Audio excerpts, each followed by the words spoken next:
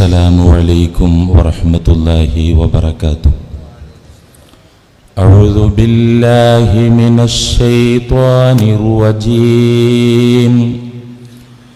بسم الله الرحمن الرحيم. وترى كثيرا منهم يسارعون في الإثم والعدوان وأكلهم السحت لبئس ما كانوا يعملون. صدق الله مولانا العظيم. خير الأمراء الذين يزورون العلماء وشر العلماء الذين يزورون الأمراء. صدق رسوله الأمين. لقد أحاطت بنا في كل ناحية وأظلمت جللا والحمد لله. لم نرتجي كشف ضر ثم حادثة في كل نائبة إلا من الله.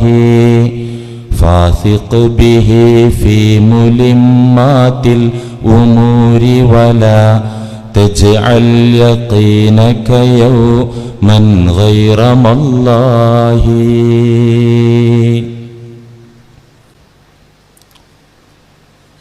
പ്രിയമുള്ള മുഅ്മിനീങ്ങളെ, കൈക്കൂലിയുടെ ഇസ്ലാമിക മാനമാണ് ഏതാനും ആഴ്ചകളിൽ ഇവിടെ പറഞ്ഞത് നിങ്ങൾ കേട്ടത്. ഇന്നത്തെ വിവരണവും കൂടി ഉൾപ്പെടുത്തി കൈക്കൂലിയെക്കുറിച്ചുള്ള സംസാരം ഇൻഷാ അല്ലാഹ് ഇന്ന് അവസാനിപ്പിക്കും. കഴിഞ്ഞ 2-3 ആഴ്ചകളിലൂടെയായി ഇവിടെ പറഞ്ഞതിൻ്റെ രത്നച്ചുരുക്കം, കൈക്കൂലി വാങ്ങുക എന്നത്, കൈക്കൂലി കൊടുക്കുക എന്നത് ഒരു മുസൽമാൻ്റെ സംസ്കാരം അല്ല. പിന്നെ അതാരുടെ സംസ്കാരമാണ്? ജൂതന്മാരുടെയും മുനാഫിഖുകളുടെയും രീതിയാണത്. എന്തുകൊണ്ട് മുസ്ലിമിൻ്റെ സംസ്കാരമല്ല, യഹൂദരുടെയും കപടന്മാരുടെയും രീതിയാണ് എന്ന് പറയാൻ കാരണം എന്താണ്? ഒരു യഥാർത്ഥ സത്യവിശ്വാസി റബ്ബുൽ ആലമീനായ അല്ലാഹുവിൽ വിശ്വസിക്കേണ്ടുന്ന വിധത്തിൽ വിശ്വസിക്കുന്നവനാണ്. അതെങ്ങനെയാണ് വിശ്വസിക്കേണ്ടുന്ന വിധത്തിൽ അല്ലാഹുവിൽ വിശ്വസിക്കുക? സർവലോക പരിപാലകനായ അല്ലാഹുവാണ് എനിക്ക് ജീവൻ തന്നത്. ആ അല്ലാഹുവാണ് എനിക്ക് ജീവിതം തന്നത്. ആ അല്ലാഹുവാണ് എനിക്ക് ജീവിതത്തിന് വേണ്ട വിഭവങ്ങൾ ഒരുക്കി തന്നത്. ആ അല്ലാഹുവാണ് എനിക്ക് സ്ഥാനമാനങ്ങൾ തന്നത്, തന്നുകൊണ്ടിരിക്കുന്നത്, തരാനുള്ളത്. ആ അല്ലാഹുവാണ് ജോലിയും തൊഴിലും കച്ചവടങ്ങളുമൊക്കെ ഒപ്പിച്ച് തന്ന് അതൊക്കെ ലാഭകരമാക്കി തന്നത്. ആ അല്ലാഹു മാത്രമാണ്. അതുകൊണ്ടു തന്നെ അങ്ങനെയുള്ള റബ്ബുൽ ആലമീനായ അല്ലാഹുവിൻ്റെ ഹിതമനുസരിച്ചേ, അവൻ്റെ തൃപ്തി നോക്കിയിട്ടേ, അവൻ്റെ അനുവാദം നോക്കിയിട്ടേ ഞാൻ ഇടപാട് നടത്തൂ, ഞാൻ കച്ചവടം ചെയ്യൂ, ഞാൻ സമൂഹവുമായി ബന്ധപ്പെടൂ. അതിന് കിട്ടുന്നത് മതി എനിക്ക്, അല്ലാത്തതെനിക്ക് വേണ്ട എന്ന ഉറച്ച മനോഗതിയും തീരുമാനവും ഉള്ളവരായിരിക്കും സത്യവിശ്വാസികൾ, യഥാർത്ഥ മുസൽമാന്മാർ. നേരെ മറിച്ച് കാഫിറുകളുടെയും മുനാഫിക്കുകളുടെയും മനോഗതി, ചിന്താഗതി എന്തായിരിക്കും? എൻ്റെ കാര്യം ഞാൻ തന്നെ നടത്തണം, എൻ്റെ കാര്യങ്ങൾ ഞാൻ തന്നെ നടത്തണം. അതേത് വളഞ്ഞ വഴികളിലൂടെ പോയിട്ടായാലും കുഴപ്പമില്ല, അഴിമതി നടത്തിയിട്ടാണെങ്കിലും കൈക്കൂലി കൊടുത്തിട്ടാണെങ്കിലും കൈക്കൂലി വാങ്ങിച്ചിട്ടാണെങ്കിലും ഞാൻ എൻ്റെ കാര്യം നടത്തണം. അള്ളാഹു അവരെ ചിന്തയിലേ ഉണ്ടാവുകയില്ല. സൃഷ്ടാവായ ഖാലിഖായ പടച്ചവനായ പരിപാലകനായ അള്ളാഹു അവരുടെ ചിന്തയിൽ തന്നെ ഉണ്ടാവുകയില്ല. ഞാൻ എൻ്റെ കാര്യം നടത്തണം. ഈ ചിന്താഗതി ഉള്ളോലല്ലേ ഈ വെട്ടിപ്പും തട്ടിപ്പും അഴിമതിയും കൈക്കൂലിയൊക്കെ നടത്തുള്ളൂ. അതുകൊണ്ട് ഈ രീതി മുസ്ലിമിന്റെ രീതിയല്ല, സത്യവിശ്വാസിയുടെ കൾച്ചറല്ല. അത് യഹൂദരുടെയും കുഫാറുകളുടെയും കപടന്മാരുടെയും രീതിയാണ് എന്ന് പറയാൻ കാരണം അതാണ്. പരിശുദ്ധ ഖുർആൻ ജൂതന്റെ സംസ്കാരം പറഞ്ഞു തരുന്നുണ്ട്. മാഇദ സൂറത്തിന്റെ 62-ാമത്തെ ആയത്ത്, വതറാ കസീറം മിൻഹും യുസാരിഊന ഫിൽ ഇസ്മി വൽ ഉദ്വാനി വഅക്ലിഹിമുസ് സുഹത് ലബിഇസ മാ കാനൂ യഅമലൂൻ. വതറാ കസീറം മിൻഹും, അല്ലയോ പുണ്യ റസൂലേ, തിരുദൂതരെ, അള്ളാഹു വിളിച്ചു പറയാൻ, ആ ജൂതന്മാരിലെ ഭൂരിപക്ഷത്തെയും താങ്കൾക്ക് കാണാം. അതിലൊരു ന്യൂനപക്ഷം നല്ലതുണ്ട്, ജൂതനാണെങ്കിലും അച്ചായനാണെങ്കിലും ആരായാലും. വതറാ കസീറം മിൻഹും, ആ ജൂതവർഗത്തിലെ ഭൂരിപക്ഷത്തെയും തങ്ങൾക്ക് കാണാനാകും. എങ്ങനെ കാണാനാകും? യുസാരിഊന ഫിൽ ഇസ്മി വൽ ഉദ്വാനി വഅക്ലിഹിമുസ് സുഹത്, കുറ്റങ്ങളുടെ കാര്യത്തിൽ, അക്രമങ്ങളുടെ കാര്യത്തിൽ, കൈക്കൂലി വാങ്ങി തിന്നുന്ന കാര്യത്തിൽ പരസ്പരം മത്സരിക്കുന്നതായി തങ്ങൾക്ക് കാണാം. കൈക്കൂലി കൊടുക്കുക, മേടിക്കുക, അഴിമതി നടത്തുക, ഇതിലൊക്കെ മത്സരിക്കുന്ന രീതി തങ്ങൾക്കു കാണാം. നബിയേ, ലബിഇസ മാ കാനൂ യഅമലൂൻ, അവരീ ചെയ്യുന്ന ചെയ്തി മെനകെട്ട പണി, അത്യന്തം നീചമായ ഏർപ്പാടാണ്. അക്ലിഹിമുസ് സുഹത്, കൈക്കൂലി വാങ്ങി തിന്നുന്ന ഏർപ്പാട് എന്ന് പരിശുദ്ധ ഖുർആൻ. നമ്മൾ കഴിഞ്ഞയാഴ്ച ഈ വിഷയം പറഞ്ഞു നിർത്തിയത് എവിടെയായിരുന്നു? നിങ്ങൾക്ക് ഓർമ്മ ഉണ്ടാകും. കോഴ വാങ്ങിയ, കൈക്കൂലി വാങ്ങിയ ഒരു മഹാപണ്ഡിതന്റെ പതനത്തിന്റെ ചരിത്രം ഖുർആനിൽ നിന്ന് പറഞ്ഞിട്ടാണ് നമ്മൾ നിർത്തിയത്.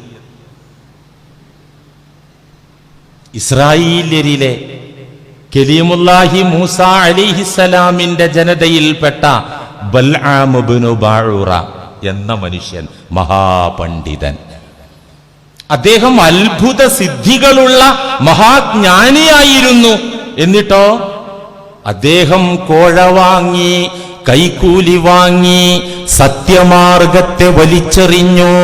തൽഫലമായി നികൃഷ്ട ജീവിയായ നായയെപ്പോലെ ആ മനുഷ്യൻ അധപതിച്ചു എന്ന് പരിശുദ്ധ ഖുർആൻ സൂറ അഅറാഫിന്റെ 175, 176 ആയത്തുകൾ.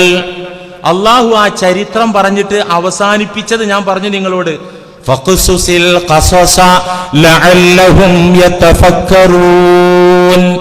ഈ മനുഷ്യന്റെ, ഈ പണ്ഡിതന്റെ, കൈക്കൂലിക്കാരനായ മഹാപണ്ഡിതന്റെ ചരിതം അങ്ങയുടെ ഉമ്മത്തിന് നന്നായി വിശദീകരിച്ചു കൊടുക്കൂ നബിയേ.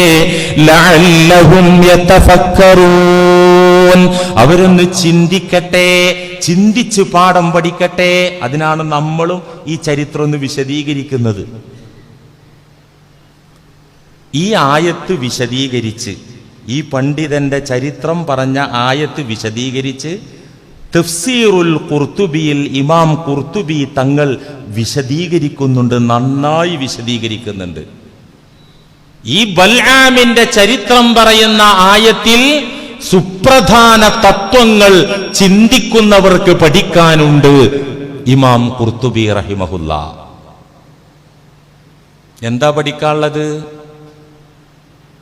വൽ ആയത്തു ദല്ലത്ത് ലിമൻ തദബ്ബറഹാ. വൽ ആയത്തു, ഈ ആയത്ത് അതിൽ പഠിക്കാനുണ്ട്, ദലീലുണ്ട്, തെളിവുണ്ട്. ലിമൻ തദബ്ബറഹ, ആ ആയത്തിൽ ചിന്തിക്കുന്നവർക്ക് പഠിക്കാനുണ്ട് ചില സുപ്രധാന കാര്യങ്ങൾ. അതിലൊന്ന് അല്ലാ യഗ്തറ ബി അഹദിൻ ബിഇൽമിഹി വഅമലിഹി ഇദ് ലാ യുദ്റാ ബിമാ യുഖ്തമു ലഹു. ഒരാളുടെയും അറിവ് കണ്ട്, കർമ്മങ്ങൾ കണ്ട്, അനുഷ്ഠാനങ്ങൾ കണ്ട് ആരും വഞ്ചിതരാകണ്ട. ആള് വലിയ ഹോജയാണ്, കുറേ അറിവുണ്ട്, ആള് നല്ല ഇബാദത്തിന്റെ ആളാണ്, നല്ല കർമ്മങ്ങളൊക്കെ ചെയ്യുന്ന ആളാണ്.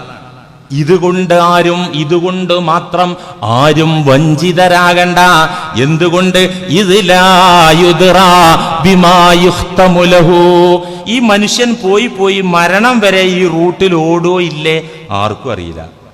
ഇയാളുടെ അറിവും ഇയാളുടെ കർമ്മങ്ങളും ഭൗതിക ലക്ഷ്യത്തിനാണോ അള്ളാന്റെ പൊരുത്തത്തിനാണോ, സമൂഹത്തിൽ സ്ഥാനമാനങ്ങൾക്കാണോ, സമൂഹത്തിന്റെ പണം പിടുങ്ങാനാണോ, അതോ അള്ളാഹുവിന്റെ പൊരുത്തം കാക്ഷിച്ചാണോ അറിയില്ല.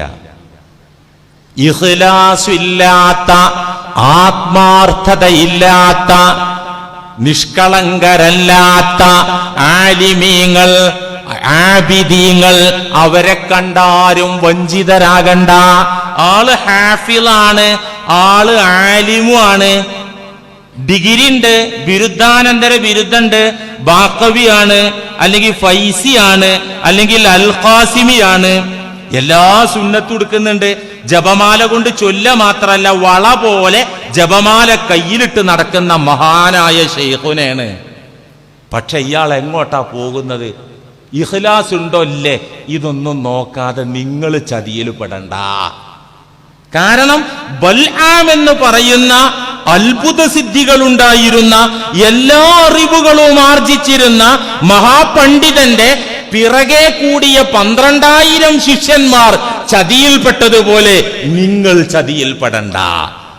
ആ ഇഖ്ലാസ് ഉണ്ടോ അല്ലേ, നിഷ്കളങ്കരാണോ അല്ലേ, അള്ളാഹുവും ദീനാണോ ലക്ഷ്യം അല്ലേ, അവിടെ പോയത്.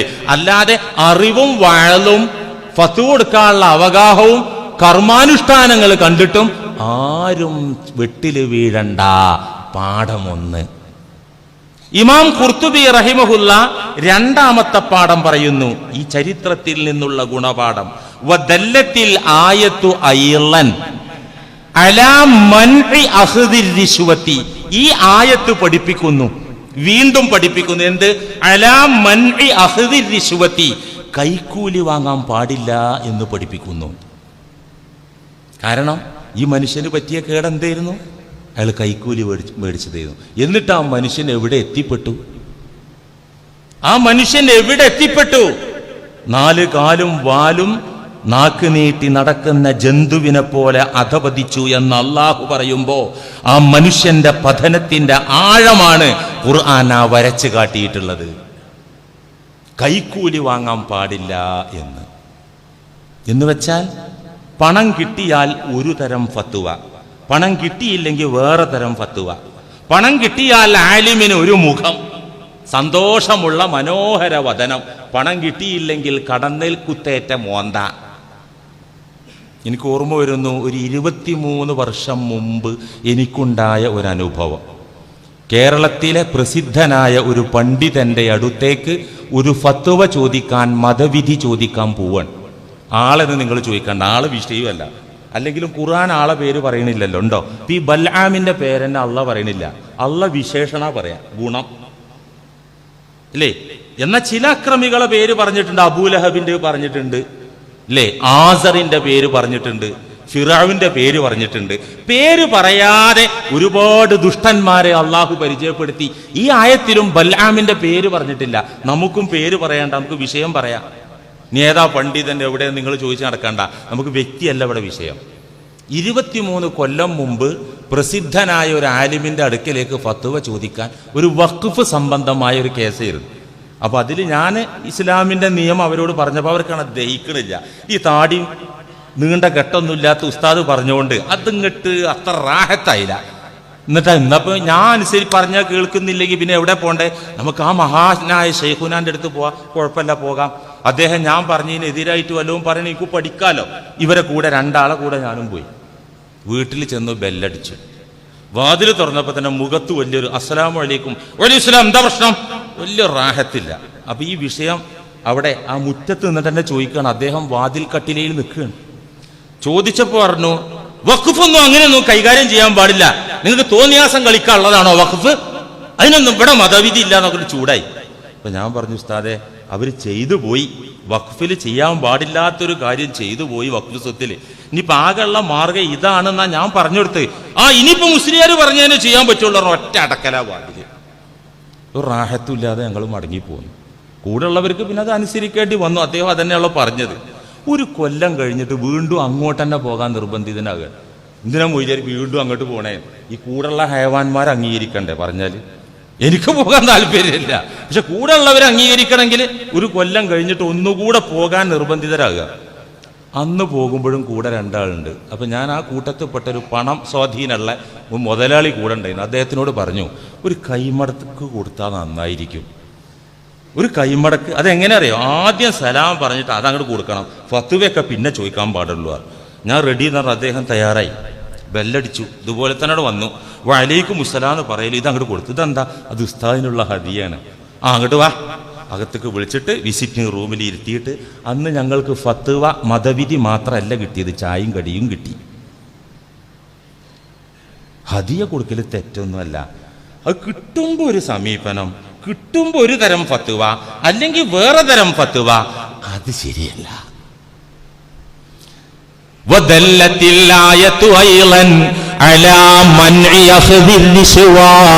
പണ്ഡിതൻ പാണ്ഡിത്യം കൊണ്ട് കൈക്കൂലി വാങ്ങാൻ പാടില്ല. പാമരന്മാർ വാങ്ങിയാലും കൈക്കൂലിയുടെ പ്രത്യാഘാതം ഗുരുതരമാണെന്ന് അല്ലാഹു ഈ ആയത്തിലൂടെ പഠിപ്പിക്കുന്നു. വീണ്ടും ഈ ആയത്തിൽ നിന്ന് പഠിക്കാനുള്ളത് അലാ മൻഇ തഖ്ലീദി ബിആലിമിൻ ഇല്ലാ ബിഹുജ്ജത്തിൻ യുബയ്യിനുഹാ. അലാ മൻഇ തഖ്ലീദി ലിആലിമിൻ, ഒരു ആലിമിനെയും അന്ധമായി പിന്തുടരണ്ട, കണ്ണടച്ച് വിശ്വസിക്കണ്ട. അദ്ദേഹം പറഞ്ഞത് ആലിമ് അണ്ണാക്കിൽ എന്ന് പറഞ്ഞത് അത് അങ്ങനെയോ എന്ന് എക്കോലാണ് പറഞ്ഞാൽ അത് അദ്ദേഹമല്ലേ പറഞ്ഞു പറഞ്ഞിട്ട് അണ്ണാക്ക് തൊടാതെ വിഴുങ്ങണ്ട. ഞാൻ പറയല്ലോ. ഇമാം ഖുർത്തുബി തഫ്സീറിൽ ഈ ആയത്ത് വിശദീകരിച്ച് പറയാൻ, അലാ മൻഇ തഖ്ലീദി ലിആലിമിൻ, ഏത് വലിയ ആലിമാണെങ്കിലും അന്ധമായിട്ടങ്ങ് പിന്തുടരുകയോ അദ്ദേഹം പറഞ്ഞത് അണ്ണാക്ക് തൊടാതെ വിഴുങ്ങുകയോ അരുത്. ഇല്ലാ ബിഹുജ്ജത്തിൻ യുബയ്യിനുഹാ. മുസ്ലിയാർ ഇപ്പൊ ഇവിടെ പ്രസംഗിക്കുകയാണെങ്കിൽ ആയത്തുണ്ടോ മുസ്ലിയാരാ പറയുന്നതിന്? അല്ലെങ്കിൽ റസൂലുള്ളാന്റെ ഹദീസ് ഉണ്ടോ? അല്ലെങ്കിൽ പൂർവീകരായ ഖലീഫമാർ മുത്ത് റസൂലിന്റെ പ്രതിനിധികളുടെ വിശദീകരണമുണ്ടോ? അവരുടെ ഉദ്ധരണികളുണ്ടോ? അവിടെ നഖലുണ്ടോ? ഇല്ലേ എന്ന് നോക്കിയിട്ട് നിങ്ങളും എന്റെ വാക്ക് വിഴുങ്ങാൻ പാടുള്ളൂ. ഇല്ലെങ്കിൽ അത് വിഴുങ്ങാൻ പാടില്ല എന്ന പാഠം. ഇത് ഇങ്ങനെ പറയുമ്പോൾ നിങ്ങൾ ഇങ്ങനെ കണ്ണു തുറന്ന് എൻ്റെ മുഖത്തേക്ക് നോക്കാം. മുസ്ലിയാരെ, ഇതൊക്കെ പണ്ഡിതന്മാരുടെ സദസ്സിൽ പറഞ്ഞാൽ പോരെ? ഞങ്ങൾ ഈ സാധുക്കൾ സാധാരണക്കാരായ ഞങ്ങളോട് ഈ വയൽ എന്തിനാ പറയണേ? നിങ്ങൾ ചതിയിൽ പെടാതിരിക്കാൻ, നിങ്ങൾ വഞ്ചിക്കപ്പെടാതിരിക്കാൻ. ബൽആമിന്റെ പാർട്ടിക്കാർക്ക് സിന്ദാബാദ് വിളിക്കാനും അവർക്ക് വേണ്ടി തക്ബീർ മുഴക്കാനും നിങ്ങൾ മെനക്കെട്ട് നിങ്ങളുടെ ദീനും ദുന്യാവും തകർത്ത് കളയാതിരിക്കാനാണ് നിങ്ങളോട് നിഷ്കളങ്കരായ നിസ്വാർത്ഥമതികളായ സാധാരണക്കാരായ നിങ്ങളോട് ഇത് പറയുന്നത്. ആരാ? ബൽആമിന്റെ പാർട്ടിക്കാരായ പണ്ഡിതന്മാർ. സ്വന്തം സമുദായത്തിൽപ്പെട്ട മറ്റു പണ്ഡിതന്മാരെ സംഘടനാ പക്ഷപാതിത്വത്തിന്റെ പേരിൽ, സംഘടനാ രംഗത്തിന്റെ വൈരത്തിന്റെ പേരിൽ, സംഘടനാ വ്യത്യാസത്തിന്റെ പേരിൽ ചീത്ത പറഞ്ഞ് അടച്ചാക്ഷേപിച്ച് പരദൂഷണം പറഞ്ഞ് സ്റ്റേജ് കെട്ടി പ്രസംഗിച്ച് അനുയായികളെ കൊണ്ട് തക്ബീർ വിളിപ്പിക്കുന്ന പണ്ഡിതന്മാർ. വേറൊരു പണ്ഡിതന്റെ അടുത്ത് കുഴപ്പമുണ്ടെങ്കിൽ അത് ഇവിടെ ഇപ്പം എൻ്റെ അടുത്തൊരു കുഴപ്പമുണ്ടെങ്കിൽ ഇവിടെ ഈ ജംഗ്ഷനിൽ സ്റ്റേജ് കെട്ടി എന്നെ തെറി പറയാലാണോ മാർഗം? കുഴപ്പമുണ്ടെങ്കിൽ തന്നെ എൻ്റെ അടുത്ത് വന്ന് തിരുത്തല്ലേ വേണ്ടത്, അല്ലാതെ കവലയിൽ വഴുതറിയാം, കൊച്ചക്കോന്റെ ഓഡിറ്റോറിയത്തിൽ വന്നിട്ട് വഴുതറിയാല. ഇതൊന്നുമില്ല, കുഴപ്പമൊന്നുമില്ല സംഘടനാ വ്യത്യാസത്തിന്റെ പേരിൽ. എന്നിട്ട് തെറി പറയുമ്പോ അനുയായികൾ അല്ലാഹു അക്ബർ, കേട്ടിട്ടില്ല അത്? ഇത് ബൽആമിന്റെ പാർട്ടിക്കാരുടെ ലക്ഷണമാണ്, ഉഹ്റവിയായ ദീനിയായ പണ്ഡിതന്റെ ലക്ഷണമല്ല. പലിശയെ ന്യായീകരിച്ച് വെളുപ്പിക്കാൻ ശ്രമിക്കുന്ന പണ്ഡിതന്മാർ, അഴിമതിയും കൈക്കൂലിക്കും സ്വതക്കയുടെ ദാനധർമ്മത്തിന്റെ പരിവേഷം നൽകുന്ന പണ്ഡിതന്മാർ, ദീന് വിറ്റ് ദുനിയാവ് സമ്പാദിക്കുന്ന പണ്ഡിതന്മാർ ബൽആമിന്റെ ഈ കാലഘട്ടത്തിൽ ജീവിക്കുന്ന പാർട്ടിക്കാരാണ്. അവരെ സൂക്ഷിക്കണം, അത് സൂക്ഷിച്ചേ പറ്റൂ. പ്രിയമുള്ള മുഅ്മിനീങ്ങളെ, നല്ല ആലിമീങ്ങൾ ഉണ്ട്. അവർ ആദരിക്കപ്പെടണം, അവർ അംഗീകരിക്കപ്പെടണം, അവർ അനുസരിക്കപ്പെടണം, അവർ മാനിക്കപ്പെടണം. അതിന് ദീനിയായ ഉഹ്റവിയായ ആലിമീങ്ങൾ ആകണം. ബൽആമിന്റെ കക്ഷി പാർട്ടിക്കാരാകാൻ പാടില്ല. ആരാണ് നല്ല പണ്ഡിതന്മാര്, നല്ല ഉലമാ ആര്, നല്ല ഉമറാ ആര്? അള്ളാന്റെ റസൂല് പറഞ്ഞു തന്നിട്ടുണ്ട്. ഉലമാവും ഉമറാവും അല്ലേ ഈ സമൂഹത്തിന്റെ നേതൃത്വം. ഖൈറുൽ ഉമറാ, അധികാരികളുടെ കൂട്ടത്തിൽ ഉത്തമരായവർ, നല്ലവരായ ഉമറാ അധികാരികൾ ആരാണെന്നറിയോ? അല്ലദീന യസൂറൂനൽ ഉലമാ, പണ്ഡിതന്മാരെ അങ്ങോട്ട് ചെന്ന് കണ്ട് മതവിധി ചോദിച്ചറിഞ്ഞ്, ഇസ്ലാമിക നിയമം ചോദിച്ചറിഞ്ഞ് അധികാരം കൈയാളുന്ന അമീറന്മാരാണ് ഖൈറുൽ ഉമറാ. അവർക്ക് അറിയുന്ന ദീനീ കാര്യം അവർ ചെയ്യും, അറിയാൻ പാടില്ലാത്തത് യസൂറൂനൽ ഉലമാ, അറിവാളന്മാരുടെ സന്നിധിയിൽ പോയി പഠിച്ചറിഞ്ഞ് ഭരണം നടത്തുന്ന, സേവനം ചെയ്യുന്ന, തന്റെ അധികാരം കൈയാളുന്ന ഉമറാ ആണ് ഉത്തമരായ ഉമറാ. മൊയ്ലിയേര് പറഞ്ഞോട്ടെ, ദീനിന്റെ നിയമം അതിന്റെ വഴിക്ക് പോയിക്കോട്ടെ. അങ്ങനെയല്ല രാഷ്ട്രീയക്കാർ പറയല്ലോ നിയമം നിയമത്തിന്റെ വഴിക്ക്. ആ പറഞ്ഞതിന്റെ മയനെന്താ? ഞാൻ എൻ്റെ വഴിക്ക് പോകുന്ന, നിയമം നിയമത്തിന്റെ വഴിക്ക്. മുസ്ലിയാർ പറഞ്ഞോട്ടെ, ഞാൻ ഇപ്പോൾ അധികാരത്തിലുണ്ടാവുമ്പോൾ ഞാൻ ചെയ്യണം, അവിടെ നടക്കുകയുള്ളൂ. ഇത് മോശം ഉമറ ആണെന്ന മുത്ത് റസൂൽ. പണ്ഡിതന്മാരിൽ മോശം പണ്ഡിതന്മാരാരാ? അല്ലദീന യസൂറൂനൽ ഉമറാ, അധികാരി വർഗത്തിന്റെ മുന്നിൽ വാലാട്ടി നടക്കുന്ന, അധികാരി വർഗത്തിന്റെ വീട്ടുപടിക്കൽ ബാഗും കൊണ്ട് തപസ്സിരിക്കുന്ന പണ്ഡിതന്മാർ ശർറുൽ ഉലമാ, ഷെറ് പിടിച്ച നാശം പിടിച്ച ആലിമീങ്ങളാണ്. റസൂലുള്ളാഹി സ്വല്ലല്ലാഹി അലൈഹി വസല്ലം പറയാണ്, പാണ്ഡിത്യം അതിന്റെ വിശുദ്ധി കാത്തു സൂക്ഷിക്കണം പണ്ഡിതന്മാർ. ഒരു റിസീവറിനെ പോലെ അധവദിക്കാൻ പാടില്ല. റസൂലുള്ളാഹി പറയുന്നുണ്ട് സ്വല്ലല്ലാഹി അലൈഹി വസല്ലം, അൽ-ഉലമാഉ ഉമനാഉർ റുസുലി അലാ ഇബാദില്ലാഹ്. ശ്രദ്ധിക്കണേ, അൽ-ഉലമാഉ പണ്ഡിതന്മാർ, ഉമനാഉർ റുസുലി അലാ ഇബാദില്ലാഹ് അല്ലാഹുവിന്റെ അടിമകളുടെ കാര്യത്തിൽ അംബിയാ മുർസലുകളുടെ സ്ഥാനത്തിരിക്കുന്നവരാണ്, അവരുടെ വിശ്വസ്തരാണ്. അംബിയാ മുർസലുകൾ വിശ്വസിച്ചേൽപ്പിച്ചിട്ടാണ് പോയത് ഈ ഉമ്മത്തിനെ, മുസ്ലിം ഉമ്മത്തിനെ. അങ്ങനെ വിശ്വസിച്ചേൽപ്പിക്കപ്പെട്ടവരാണ് ഉലമാ. ആരേൽപ്പിച്ചത്? അംബിയാ മുർസലുകൾ, നബിമാർ ഇവരെ ഏൽപ്പിച്ചിരിക്കുക ആലിമീങ്ങളെ ഈ സമൂഹത്തെ നോക്കാൻ. ആ ഉത്തരവാദിത്തമുള്ളവരാണ് അവരെ. എപ്പോൾ? മാലം യുഖാലിതു സുൽത്താൻ, അധികാരി വർഗത്തോട് സന്ധിയാകാത്ത കാലത്തോളം, അധികാരി വർഗത്തിന്റെ പിറകിൽ വാലാട്ടി നടക്കാത്ത കാലത്തോളം അവർ മുർസലുകളുടെ അനന്തരാവകാശികളും ഉമനാവുമാകുന്നു. അധികാരികളുമായിട്ട് കൂടി കലരാത്ത കാലത്തോളം ഇവർ അംബിയാ മുർസലുകളുടെ ആൾക്കാരാണ്.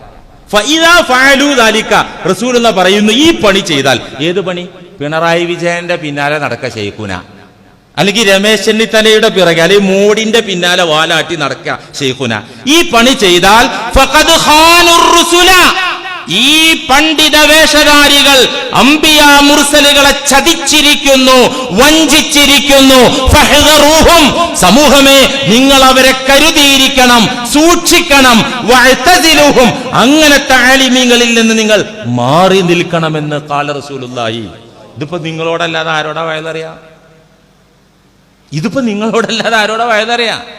ചില അപ്രിയ സത്യങ്ങൾ പറയേണ്ടി വരും. മൊയിലേറെ മേലക്കും ആവുമല്ലോ, അല്പം അശണ്ട പറയാതിരിക്കാൻ പറ്റുമോ? ഹദീസൊന്നും കുഴിച്ചു മൂടാൻ പറ്റുമോ? ഹദീസിന്റെ എല്ലാ വശവും പറയണ്ടേ? നമ്മുടെ പൂർവീകരായ ഇമ്മത്ത് മദ്ഹബിന്റെ 4 ഇമാമുമാര് മാത്രം നോക്കിയാൽ മതി. നമ്മള് അവരെങ്ങനെ ജീവിച്ചത്? ഇമാമുൽ ആളം അബൂ ഹനീഫത്തുൽ കൂഫി റഹിമഹുല്ലാ, ഒന്നാമത്തെ ഇമാമ് അബൂ ഹനീഫ ഇമാമ്. അന്ന് രാജഭരണ, ആരാ രാജാക്കന്മാര്? മുസ്ലിം രാജാക്കന്മാര്. ഒരു കോംപ്രമൈസിനും പോയില്ല. കാരണം എന്താ അറിയോ? രാജവാഴ്ച അനിസ്ലാമികാണ്. ഇസ്ലാമിക ഖിലാഫത്ത. ഖിലാഫത്ത് പറഞ്ഞാൽ റസൂലിന്റെ രീതിയാണ് ഖിലാഫത്ത്. മറ്റേത് മുൽക്കും അസബിയത്വമാണ്, രാജപദവിയും സ്വേച്ഛാധിപത്യവുമാണ്. അത് അംഗീകരിക്കില്ല. നിങ്ങൾ ഭരിച്ചോളൂ. ഇമാം പറഞ്ഞു, അബൂ ഹനീഫ തങ്ങൾ പറഞ്ഞു, നിങ്ങൾ ഭരിച്ചോളൂ, രാജാവായിക്കോളൂ. ഞാനില്ല, ഞാൻ അതിന് ഓശാന പാടില്ല.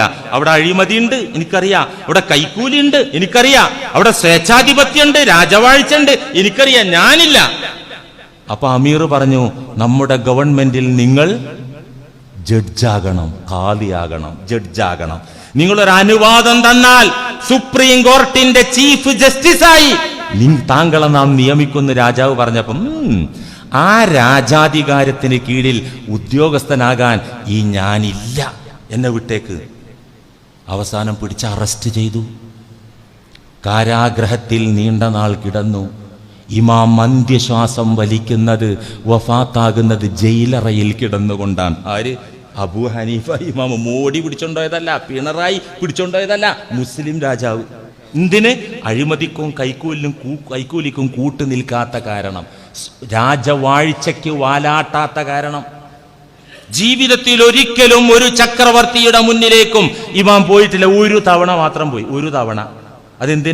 അതെന്തിന്? പാരിതോഷികം കൈപ്പറ്റാനല്ല, അവാർഡ് മേടിക്കാനല്ല. ഇമാമുൽ ആളം അന്ന് പ്രസിദ്ധരാ.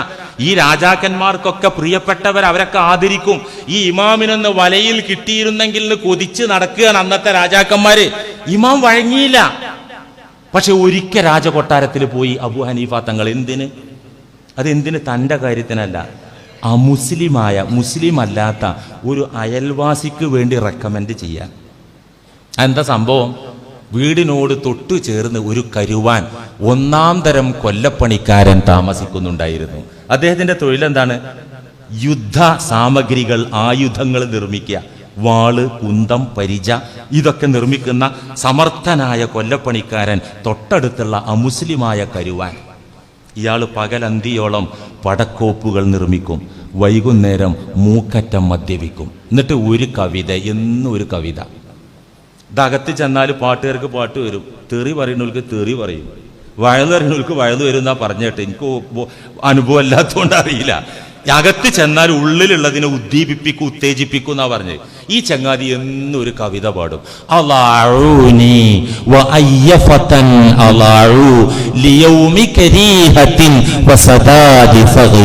എന്താ ഇതിന്റെ ആശയം? ഒരു ചെറുപ്പക്കാരനായ യുവാവിനെ ഈ രാജഭരണവും ഇവിടുത്തെ നിയമ സംവിധാനങ്ങളും പാഴാക്കി, യുദ്ധസാമഗ്രികൾ പണിയാൻ വേണ്ടി ഈ യുവത്വം ഉപയോഗിച്ചു ഈ നാടും നാട്ടുകാരും. എന്നിട്ട് എന്നെ ഒരു മൂലക്ക ഇരുത്തിയിരിക്കുകയാണ്, നിരാശ പൂണ്ട് പാടുകയാണ്. അലാഴൂനി, അവരൊക്കെ കൂടി എന്നെ പാഴാക്കി, എന്നെ അവഗണിച്ചിരിക്കുകയാണ്. ഞാൻ ഇതൊക്കെ അങ്ങനെ ഉണ്ടാക്കുക, പിന്നെ എന്നെ ആർക്കും വേണ്ട എന്നും പറഞ്ഞ് പാഴാക്കി എന്ന് പറഞ്ഞ് ഈ പാട്ട്. ഇമാം തങ്ങൾക്ക് വീട്ടിൽ നിന്ന് ഖുർആൻ ഓതാൻ വയ്യ, നിസ്കരിക്കുമ്പോൾ ഇവന്റെ പാട്ടാ വൈകുന്നേരം. ഇതൊരു ശല്യമായി. ഇങ്ങനെ പോണ ഒരു ദിവസവും അവിടെ സൈലന്റ്. അയൽവക്കത്തുനിന്ന് ഒരു അപശബ്ദം കേൾക്കാനില്ല. ലഹരിയുടെ ആ ഒരു മത്ത് പിടിച്ച കവിത ഒന്നും കേൾക്കാൻ പറ്റണില്ല. ഇമാമ് കിടന്നിറങ്ങി. രാവിലെ തന്നെ അന്വേഷിച്ചു, അല്ല നമ്മളെ അയൽവാസിയുടെ കവിത ഇന്നലെ കേട്ടില്ലല്ലോ. ഇന്നലെ നിസ്കരിക്കാനും ഖുർആൻ ഓതാനൊക്കെ ഒരു റാഹത്തുണ്ടായിരുന്നു. എവിടെ പോയി ആ സാധു? അന്വേഷണത്തിൽ പിടികിട്ടി ഇന്നലെ രാത്രി നൈറ്റ് പെട്രോളിങ്ങിന് ഇറങ്ങിയ പോലീസുകാർ കള്ളന്മാർക്കൊപ്പം പിടിച്ചുകൊണ്ടുപോയി. ഈ സാധു മോഷണത്തിനൊന്നും പോവില്ല, മദ്യപിക്കും എന്നുള്ളൊരു കുഴപ്പമുണ്ട്, അല്ലാതെ ഒരു മോഷണത്തിനും പിടിച്ചു പറിക്കും പോകാറില്ല. ഇദ്ദേഹം ഈ ആയുധ നിർമ്മാണം വൈകുന്നേരം മദ്യപിക്കത്തേ ഉള്ളൂ. ഇമാമ് നേരെ പോവാണ് കൊട്ടാരത്തിലേക്ക് അമീറിനെ കാണാൻ. എന്തിന്? ഈ മനുഷ്യന് വേണ്ടി ശഫായത്ത് ചെയ്യാൻ. പാറാവുകാരുണ്ട് ഗേറ്റിങ്ങൽ. അവിടെ ചെന്ന് ഞാൻ അബൂ ഹനീഫയാണ്, എനിക്കൊരു പെർമിഷൻ വേണം. ഉദ്യോഗസ്ഥന്മാർ അകത്ത് ചെന്നപ്പോൾ ആരവിടെ? അദ്ദേഹത്തെ വാഹന സഹിതം കടത്തിവിടൂ, പരവാദാനിയിലൂടെ വാഹനപ്പുറത്ത് വരട്ടെ. സാധാരണ രാജാവിന്റെ കൊട്ടാരത്തിന്റെ പുറത്ത് വാഹനം നിർത്തണം. ആ വാഹനത്തോട് ഇങ്ങോട്ട് വന്നോട്ടെ. കിട്ടിപ്പോയി എന്നാ വിചാരിച്ചത്. ആര്? രാജാവ്. കോവർ കഴുത പുറത്താ ഇമാം പോകുന്നത്. കോവർ കഴുത എന്ന് പറഞ്ഞാൽ ഇന്നത്തെ ഓട്ടോറിക്ഷ, അതിലാ പോണത്. ആ കോവർ കഴുതപ്പുറത്ത് പരവതാനിയിലൂടെ നേരെ വന്ന് അമീറിന്റെ മുന്നിൽ വന്നു.